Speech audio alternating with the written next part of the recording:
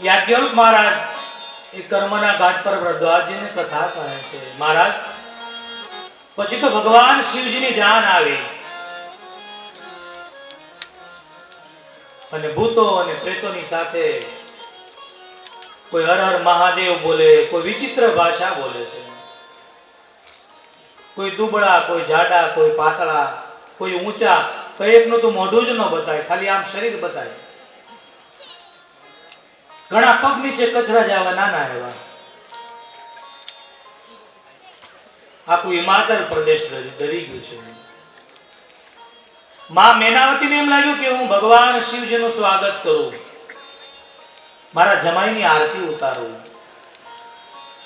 પણ જ્યાં આરતી ઉતારવા ગયા તો બાબા કે આરતી હાથમાંથી પડી ગઈ.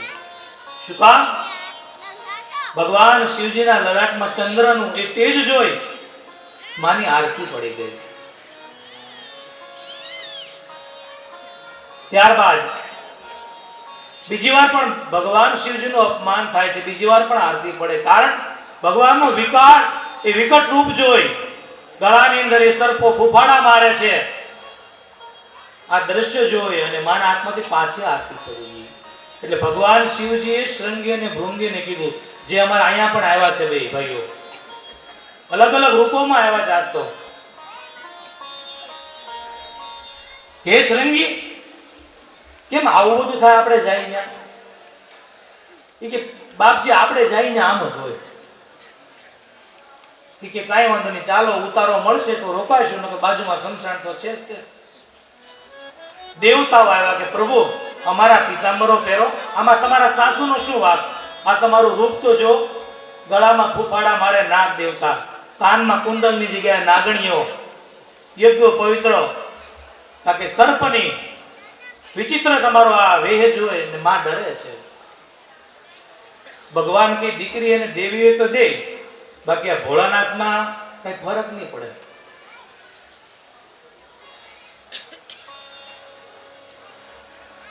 માં પાર્વતીને ગોદમાં લઈ અને કહે છે, દીકરી કે હું પહાડ ઉપરથી પડીને મરી જઈશ, અગ્નિમાં બળીને મરી જઈશ, પણ જ્યાં સુધી જીવતી છું ત્યાં સુધી આવા વરરાજા સાથે તારું લગ્ન નહીં થવા દઉં. મેં નારદનું શું બગાડ્યું છે? નારદે આવો વર મને આપ્યો, ક્યાં મારી દીકરી ને ક્યાં આ વર? એ સમયે નારદજી આવે છે. નારદજીએ પ્રવેશ કર્યો, માં મેનાવતી રડવા માંડ્યા.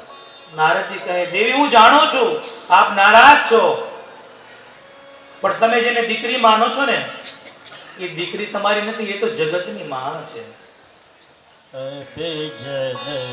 તુમરે પવન નિજ પતલાજી દારુણ તપતિયા જાની સંશય તજહુ ગિરિજા સદા શંકર પિયા પ્રિય બેશુ સતી જો પીને તેહી अपलादे शंकर कर वीरवताई बहोरी पितु के जय जोगा चल जड़ी जय जोगा चल जड़ी. આ તમારી પુત્રી નથી, જગતની માં છે. આખી કહાની કીધી, કથા કરી અને જ્યાં માનો પરિચય આપ્યો ત્યાં તો પુની પુની પાર્વતી વંદે.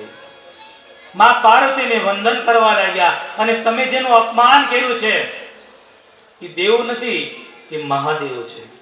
દેવી આંખ ખોલો. ત્યાં તો બધાને શિવ અને પાર્વતીનો પરિચય આપ્યો, માં ભવાનીનો. ત્યાં તો વંદન કરવા લાગ્યા.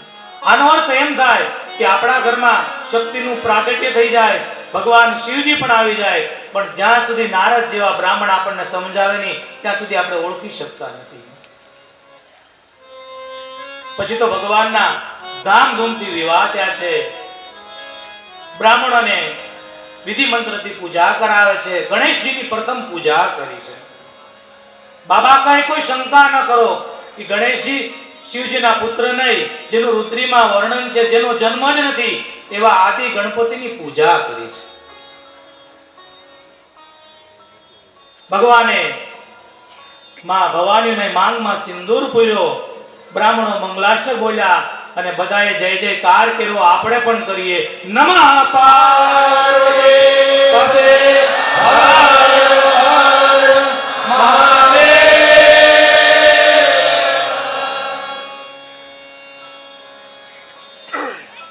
ખૂબ સરસ રીતે વિધિ કરી આપણે અહીંયા પણ બેનોએ લગ્ન ગીત પણ બહુ સરસ ગાય. એકવાર એને જોરદાર તાળીઓથી વધાવો. આ તો સમયનો અભાવ છે, નકર મને બહુ આનંદ થયો બેન. અને ફટાડ્યા પાછા એવા ગાય આવો. મેં કીધું બંધ થાય સારું, નકર બેન આમાં કઈ બીજું ઊભું થાય. થાળીમાં હાન નથી ને વરને ભાન નથી ને. ને આમે વાગે હાજી ભાન ન હોય ઈ પણ આવે.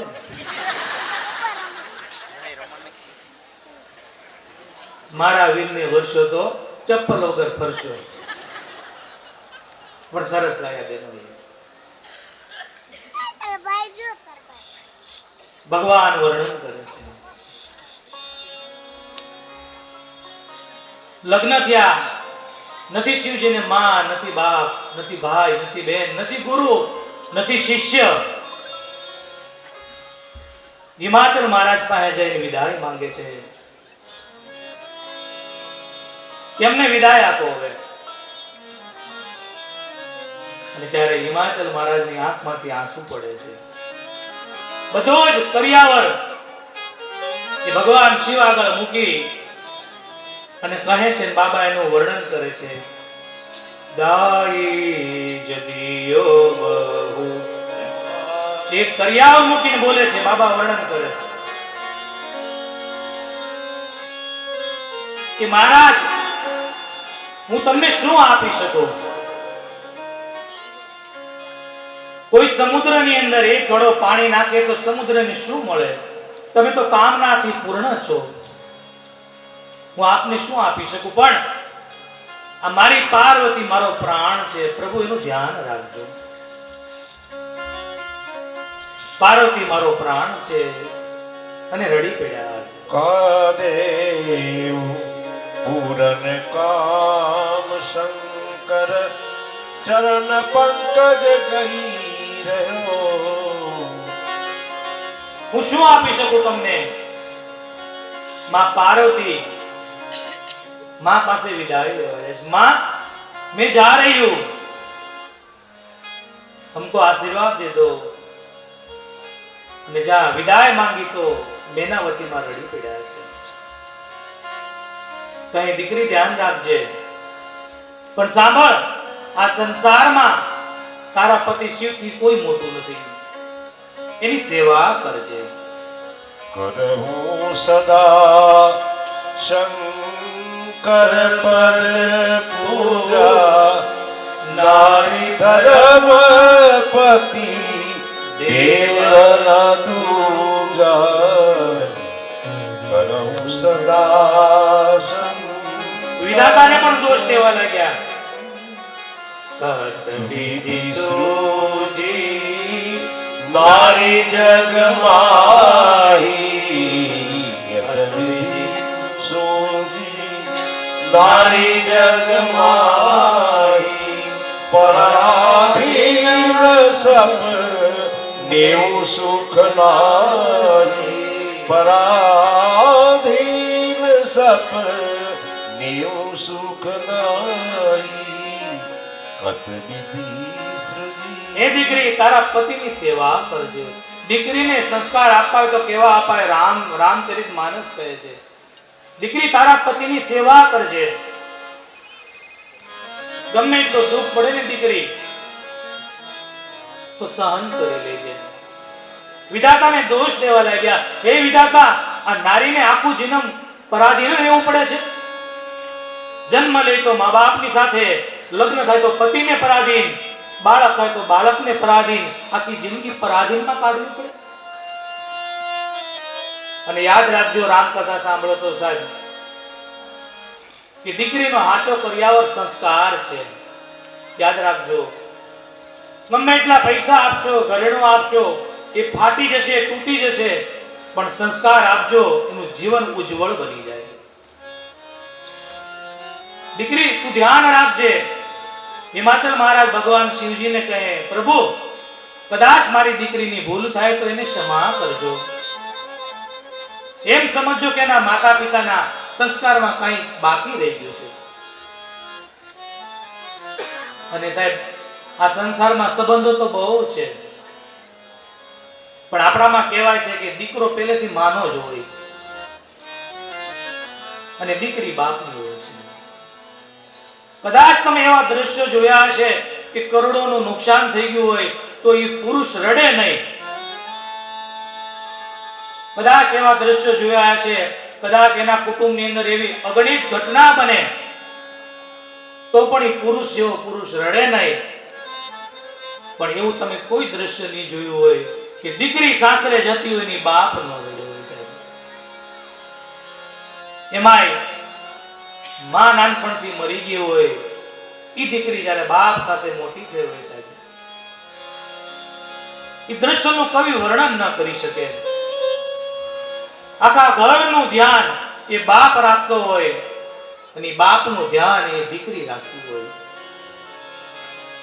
માટે કવિને ગાવું ગમે છે, કાળજા કેરો કટકો મારો હાથથી છૂટી કાળજા કેરો કટકો મારો હાથથી છૂટી ગયો. અને મમતારો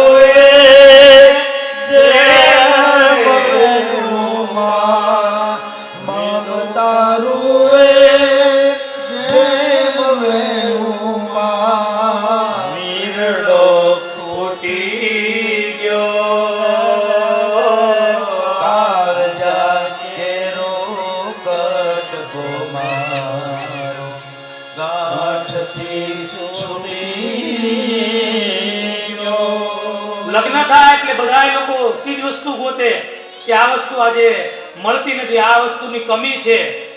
પણ બાપને એક જ ખબર હોય કે આજ મારી દીકરી એક નથી.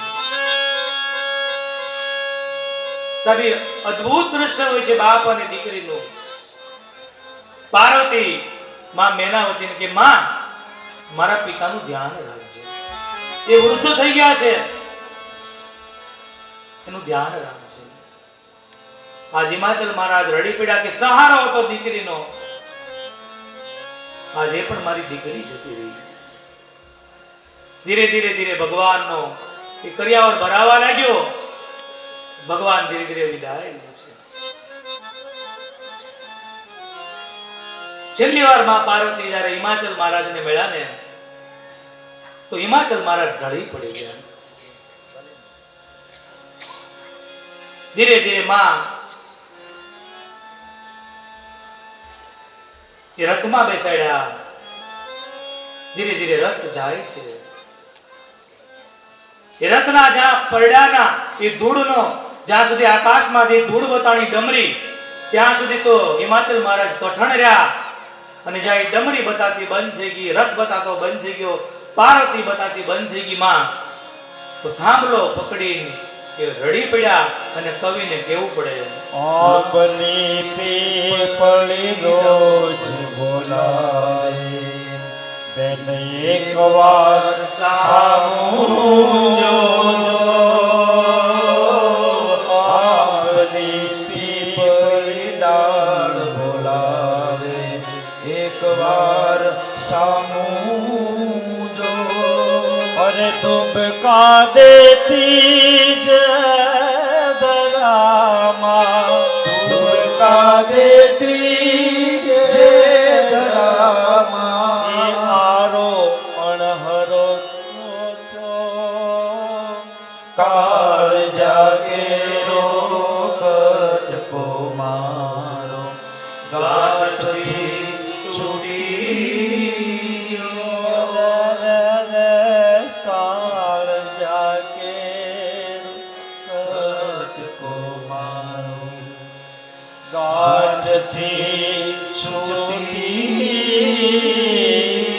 ગયો.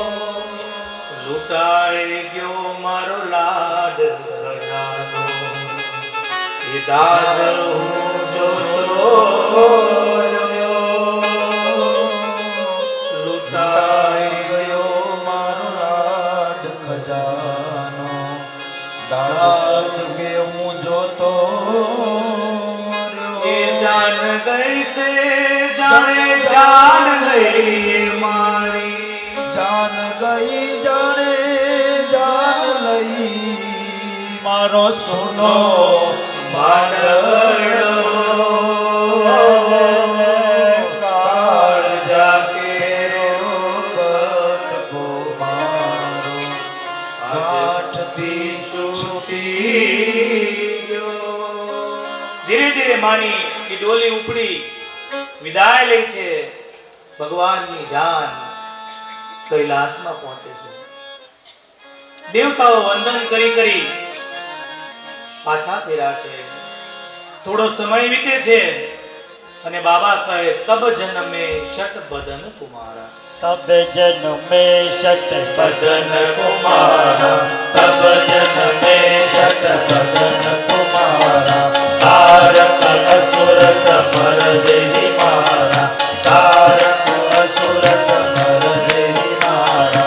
जब ही शाम्भु कैलास ही आए, जब ही शाम्भु कैलास ही आए, जब ही शाम्भु कैलास ही आए, जब ही शाम्भु कैलास ही आए. सुर सब निज निज लोक सिधारे, सुर सब निज निज लोक सिधारे, सुर सब निज निज लोक सिधारे, सुर सब निज निज लोक सिधारे. તબ જન્મે શત બદન કુમારા, તારકા અસુર સમર જય મારા. કાર્તિક સ્વામીનો જન્મ થાય છે. છ મુખવાળા કાર્તિક સ્વામીએ તારકાસુરને માર્યો અને દેવતાઓને દુઃખમાંથી દૂર કર્યા. આજની આપણે કથાને અહીંયા વિરામ આપીએ છીએ. કાલે ભગવાનનો જન્મ દિવસ છે, રામ જન્મ છે. જેમ આજે ઉત્સવ ઉજવો એમ વિશેષ ઉત્સવને ઉજવશું, રામ જન્મની બધાઈ લેશું. તો ભગવાન શિવજીના ચરણોની અંદર આ ત્રીજા દિવસની કથાને અર્પણ કરું છું. પણ કથાને વિરામ આપું એ પેલા 2 મિનિટ બધાય મારી સાથે હરે રામ રામ રામ